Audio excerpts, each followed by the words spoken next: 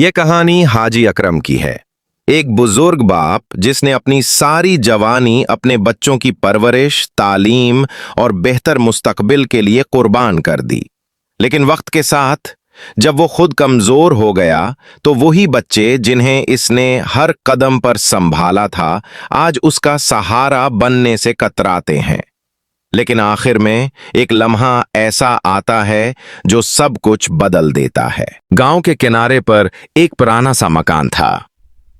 इस मकान में रहता था हाजी अकरम, एक 75 साल का बूढ़ा आदमी जिनकी कमर झुक चुकी थी, हाथ कांपते थे और आंखों की रोशनी भी धुंधला चुकी थी।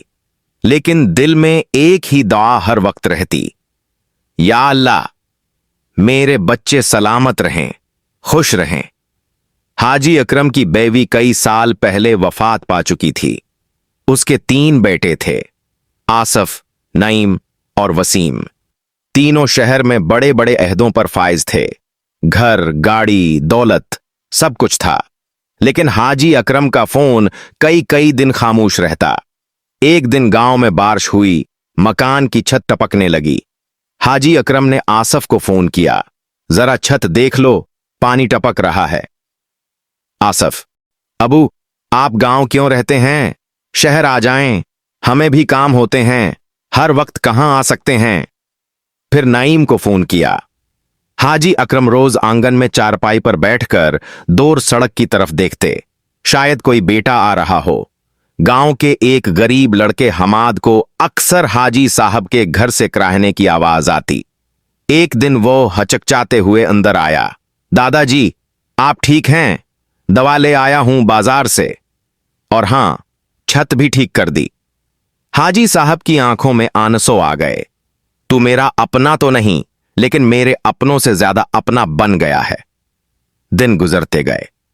एक दिन तीनों बेटों को गांव से फोन आया, आपके वालिद का इंतकाल हो गया है। तीनों भागते हुए गांव पहुंचे। जनाजा भी हमाद ने तैयार करवाया, कब्र भी उसने खदवाई, लोगों को इतला भी उसी ने दी। कब्र पर खड़े होकर आसफ, नईम और वसीम फोट फोट कर रोने लगे। लेकिन अब देर हो चुकी थी। हमाद ने खामोशी से एक पर्ची उनके हाथ में दी। मैं तो गरीब था, आपके अबू ने बचपन में मेरी पढ़ाई करवाई, रोज 2 वक्त का खाना दिया। उनकी मोहब्बत ने मुझे इंसान बनाया। अब जब उन्हें जरूरत थी, आप कहां थे? बेटों की नजरें झुक गईं। कब्र पर तीनों बेटे खड़े हैं, खामोश।